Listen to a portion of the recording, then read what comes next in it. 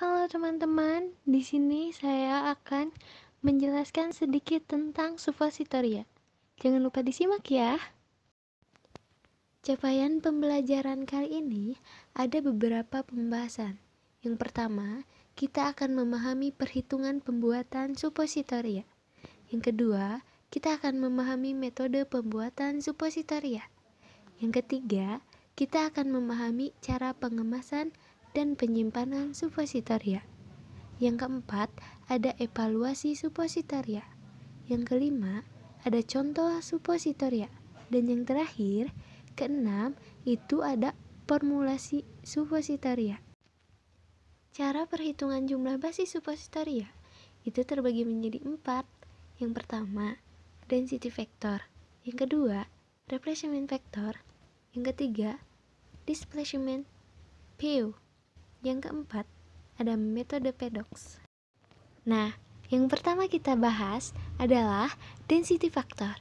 Misalkan di sini akan dibuat 12 buah supositoria yang mengandung aspirin 300 mg dan dibuat dalam cetakan supo 2 gram dengan basis oleum cacao. Nah, jadi perhitungan basis oleum cacao yang dibutuhkan yaitu misalkan aspirin yang dibutuhkan itu dilebihkan, jadi ditambah 1 supositoria sebagai cadangan. Nah, 13 per 0,3 hasilnya adalah 3,9 gram. Nah, faktor densitas aspirin berarti 1,1. Kita hitung faktornya ya. 3,9 per 1,1 hasilnya adalah 3,55 gram. Nah, 3,9 gram aspirin itu setara dengan 3,55 gram oleum cacao. Nah, oleum cacao teoritis yang dibutuhkan berarti 13 kali 2 hasilnya adalah 26 gram. Nah, oleum cacao yang sebenarnya yang dibutuhkan itu adalah 26 gram dikurangi 3,55 gram hasilnya adalah 22,45 gram. Nah, selanjutnya yang kita akan bahas yaitu replacement factor. Replacement factor atau nilai tukar sama dengan F untuk mengetahui berat basis yang mempunyai volume yang sama dengan 1 gram zat aktif.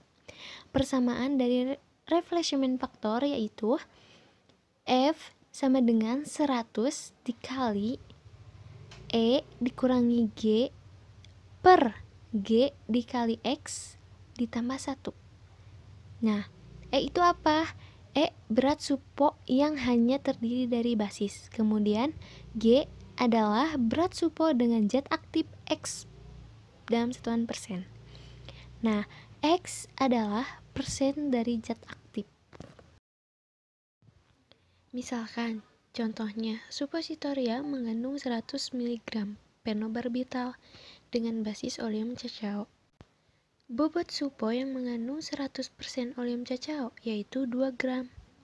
Berapa bobot supo yang mengandung 100 mg phenobarbital? Diketahui F-nya 0,81 dan E-nya adalah 2 gram. Jadi, persen phenobarbital adalah 100 mg per 2000 mg dikali 100%. Hasilnya adalah 5%. Jadi, X-nya adalah 5.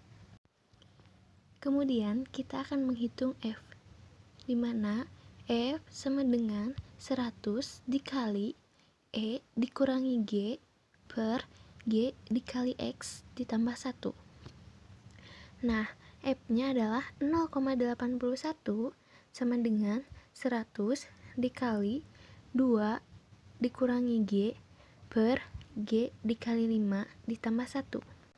0,81 dikurangi 1 sama dengan 200 dikurangi 100G per 5G. Kemudian hasilnya min 0,19 dikali 5G sama dengan 200 dikurangi 100G. Hasilnya 0,95G ditambah 100G sama dengan 200G. Jadi, hasil dari C sama dengan 2,0 Jadi, bobot tiap supo yang mengandung 100 mg phenobarbital yaitu 2,019 gram. Nah, di sini ada contoh zat aktif dan faktor penggantinya. Yang pertama, ada asam borat. Faktor penggantinya 0,67. Kemudian, ada phenobarbital. Faktor penggantinya adalah 0,81. Kemudian, ada Hg protein ringan. Faktor penggantinya adalah 0,61 dan masih banyak yang lainnya. Nah, selanjutnya kita akan membahas tentang displacement value. Displacement value adalah jumlah zat aktif yang dapat menggantikan oleum cacao. Contohnya, dibuat dan ditimbang 6 suvo oleum cacao tanpa bahan obat, diperoleh bobot 6 gram. Kemudian, dibuat suppositoria dengan 40% zat aktif diperoleh bobot 8,8 gram. Jumlah oleum cacao berarti 60% dikali 8,8 gram hasilnya adalah 5,28 gram. Sedangkan jumlah zat aktifnya adalah 40% dikali 8,8 gram hasilnya adalah 3,53 gram. Jadi, jumlah oleum cacao yang dapat digantikan oleh 3,52 gram zat aktifnya adalah 6 gram dikurangi 5,28 gram, hasilnya adalah 0,71 gram. Kita hitung dengan rumus dV, bobot obat per bobot basis yang tergantikan. Bobot obat yang diperoleh adalah 3,52 gram per bobot basis yang tergantikan adalah 0,72 gram sehingga hasilnya adalah 4,89 gram. Jadi, 5 gram zat aktif dapat menggantikan 1 gram oleum cacao. Selanjutnya, kita akan membahas tentang metode Paddocks atau bilangan pengganti. Bilangan pengganti adalah bilangan yang menyatakan jumlah basis yang digantikan oleh zat aktif, dikarenakan perbedaan Bj antara zat aktif dan basis. Misal, dibuat supo dengan 10% zat aktif. Nah, cara penetapan bilangan penggantinya sebagai berikut. Yang pertama, supo basis. Jadi, basis supo dibuat dan dibiarkan memadat dalam cetakan pada suhu kamar. Kemudian didinginkan pada suhu 4 derajat Celcius selama 30 menit. Setelah didinginkan, kemudian dikeluarkan dari cetakan dan ditimbang, sehingga didapat 2 gram. Yang kedua adalah supo dengan 10% zat aktif. Dibuat lelehannya basis 90%. Kemudian, 10% zat aktif dimasukkan dalam lelehan basis yang suhunya sudah turun atau sesuai dengan stabilitas zat aktif.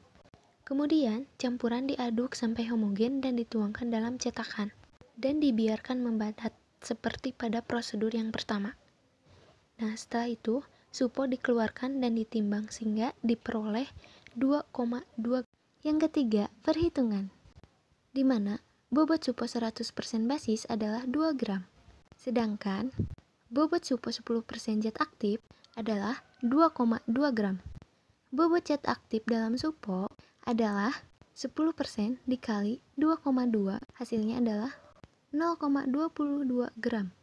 Bobot basis supo 10% zat aktif adalah 2,2 dikurangi 0,22, hasilnya adalah 1,98 gram. Bobot basis yang digantikan oleh 0,22 gram zat aktif adalah 2 dikurangi 1,98 gram sama dengan 0,02 gram basis. Bobot basis yang digantikan oleh 1 gram zat aktif adalah 0,02 per 0,22.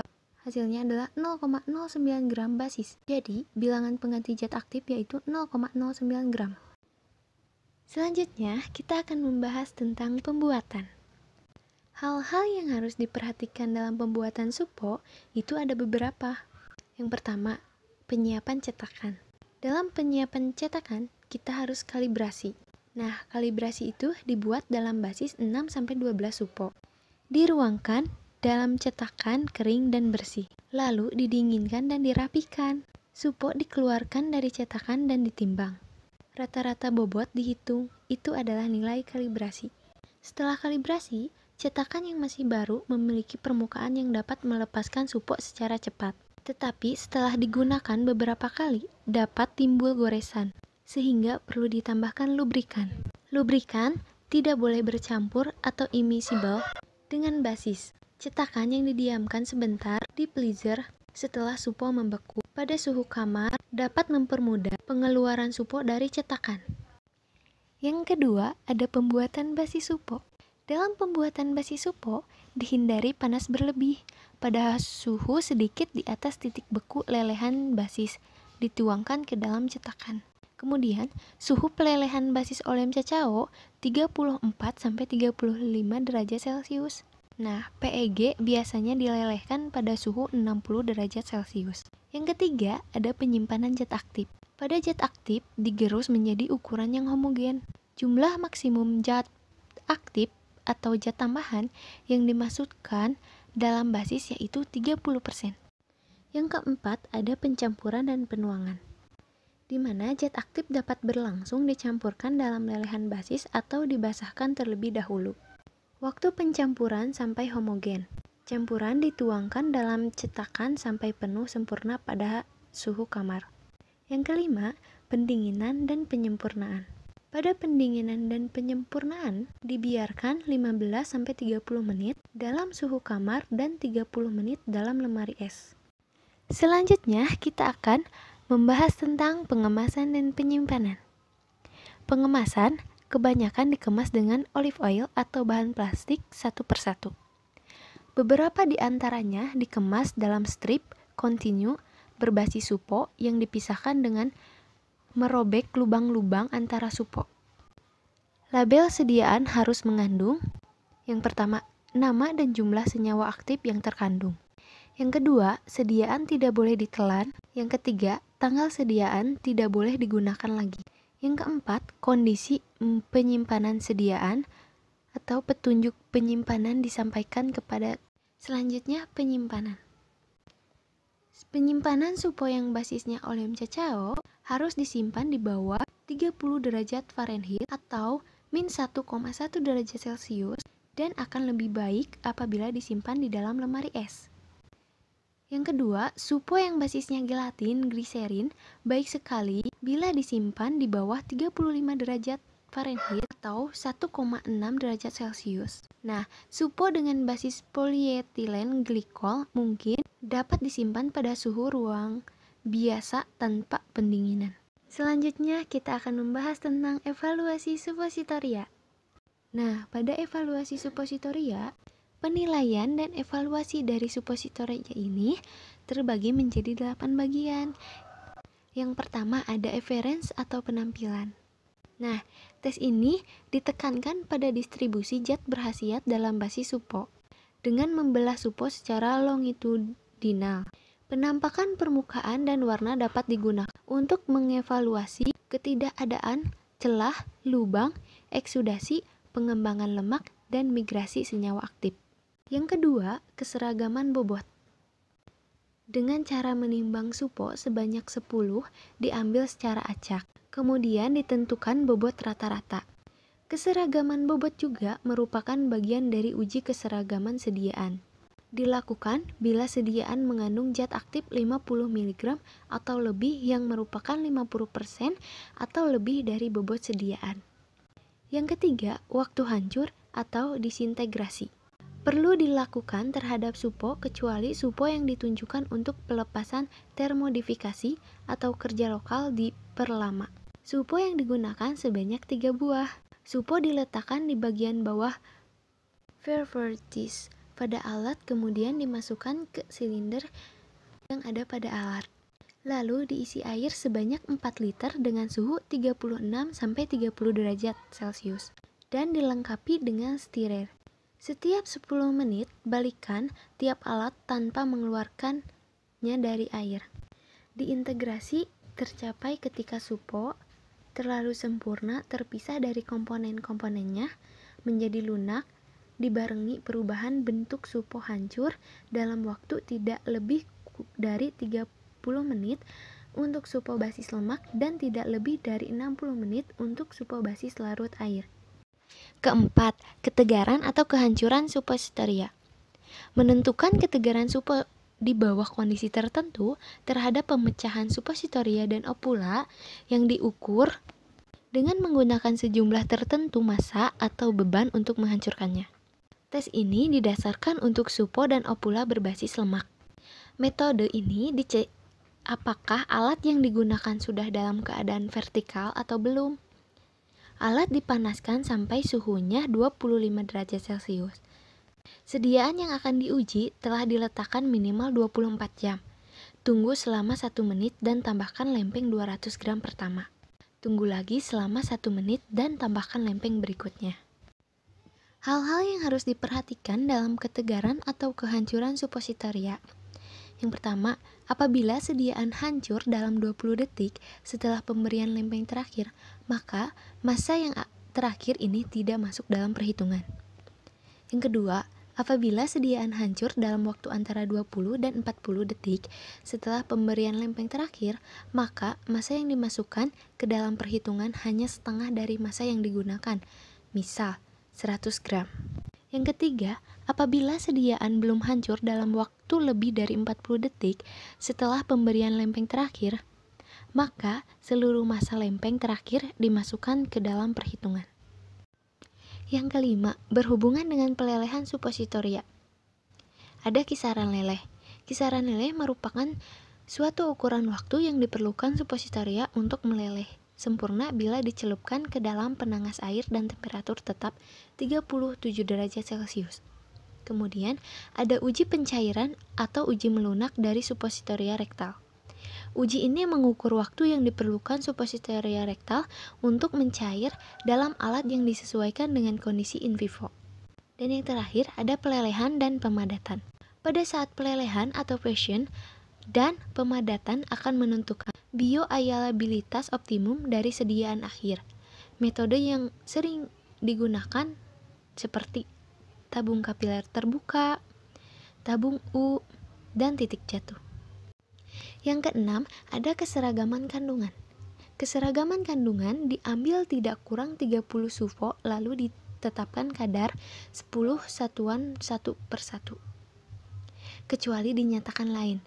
Persyaratannya adalah kadar dalam rentan 85,0% sampai 115,0% dari yang tertera pada etiket dan simpangan baku relatif kurang dari atau sama dengan 6,0%. Yang ketujuh, ada penentuan waktu pelembekan dari supositoria lipofilik. Uji ini dilakukan untuk menentukan waktu yang dibutuhkan sediaan di dalam air sampai sediaan melembek sehingga sediaan tidak mempunyai ketegaran atau ketahanan saat berat tertentu diberikan. Yang terakhir, yang kedelapan, ada metode uji disolusi sediaan supositoria. Nah, faktor-faktor yang dapat mempengaruhi disolusi farmasi dari sediaan supositoria adalah pengaruh surfaktan dan kelarutan. Kemudian pengaruh viskositas, kemudian ada zat tambahan dan ukuran vertikal zat aktif. Nah, di sini ada beberapa contoh supositoria. Yang pertama, ada supositoria aminofilin. Yang kedua, ada supositoria aspirin. Yang ketiga, ada supositoria bibaza atau anusol. Yang keempat, ada supositoria bisakodil. Yang terakhir, ada supositoria klorpromazin. Nah, selanjutnya ada formula supositoria. Yang pertama, ada supositoria aminofilin seperti aminofilin 250 mg, kemudian supo dasar yang cocok secukupnya. Dan yang kedua, ada supositoria bisakodil. Nah, bisakodil 10 mg dan supo dasar yang cocok secukupnya. Terima kasih teman-teman sudah menonton video ini. Semoga bermanfaat ya. Bye-bye.